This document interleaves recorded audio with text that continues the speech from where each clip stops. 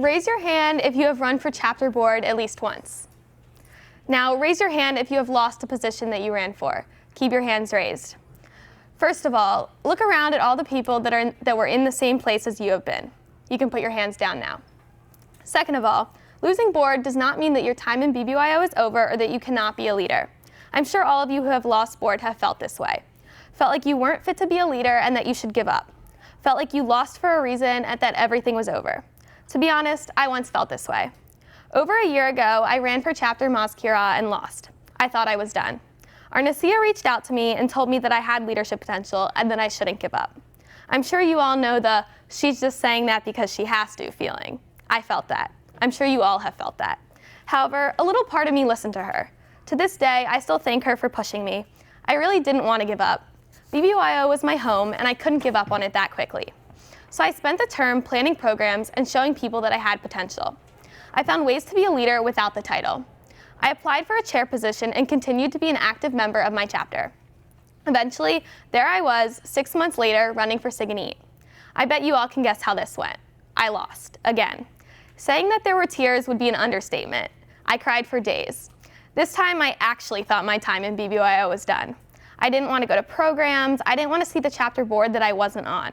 However, I picked myself back up and showed the chapter what I was capable of. Those losses transformed me. Without them, I would not be up here giving this talk. Without them, I would not be doing as good of a job as my chapter's current Sig and Eat. Without them, I would not have gained valuable life skills such as perseverance. So I'm thankful for these losses, and you should be thankful for yours too. Although you have heard all the positive aspects of these losses, you need to understand that losses don't come with these positive aspects. When you lose a board position, you aren't handed leadership opportunities. When you don't get a certain job, another place doesn't randomly offer you one. It's your job to find these positive aspects, the hidden gems within the sea of darkness. If you were to look for tiny gems within a dark room, you would never find them. You would stumble over many objects and fall to the ground. You would not be successful. However, if you turn on the light, your chances of finding them are much more likely. So next time you lose a leadership position, don't sit in the dark. Turn on that light. Find another leadership opportunity, something else you are passionate about.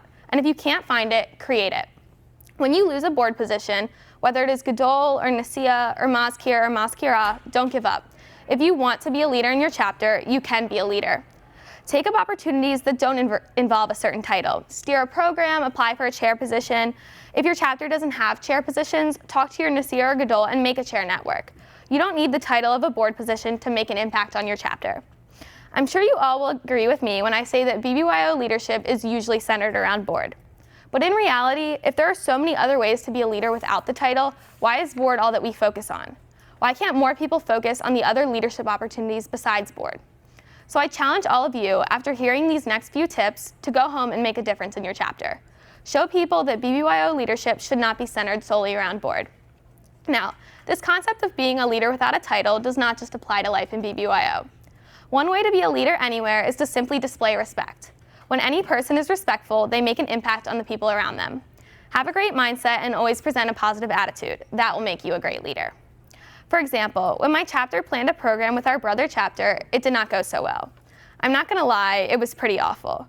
People were not engaged and the programming was not great. But I stayed positive throughout those 2 hours, and that's what made an impact on my chapter. At this time, I didn't have a board position, but I didn't need one. I was able to be a leader in my chapter without the title. I gave you an example of being a leader in BBYO without a title, but this applies everywhere else. At your school, if your fellow classmates are being disrespectful or negative about a situation, it is your job to remain positive and respectful. That will make you a leader. Once again, you don't need a title to be a leader in that situation. Whether you're on student council or not, or whether you are the captain of a sports team, does not matter. Being able to have a positive mindset and a respectful attitude is what truly makes you a leader in these situations. The second way to be a leader without a title is to be supportive of others, possibly even those who have the leadership titles. Personally, when I lost the position of Chapter Mazkira, I remained a support system for the board members. When a program wasn't going as planned or someone got sick, I was there to help out with whatever the board needed. Additionally, I would help quiet down the chapter during programs. Although this seems like such a simple task, it helps the board members so much. And once again, you don't need a leadership title to do this. To put this into broader real-life situations, imagine that someone else got the job or the promotion that you wanted. You'd be devastated. Just like how we feel when we lose a board position, you'd feel hopeless. But these feelings of devastation and hopelessness only prevent you from being a leader. When you do not get the promotion, be supportive of the person who did. Help them out if they need it or if they get sick. Even though you may not have the title you wanted, you will still be perceived as an amazing leader. Even more so, people will notice the care and consideration that you have for other people.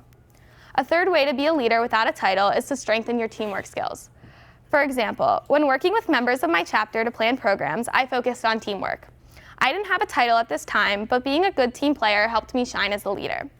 When planning the program, I initially wanted to do all the work. I thought this would help me become a better leader, but it wouldn't.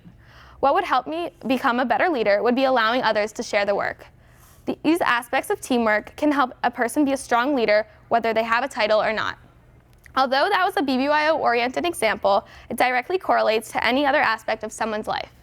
When you are working on a project for school or work or really anything, knowing how to work with others is what makes someone a true leader. So I gave you 3 examples of how to be a leader without a title, and there are so many more. But like I said earlier, they don't just come to you. These gems sit in the darkness as you lose a leadership position. They will sit there forever if you don't make an effort to find them.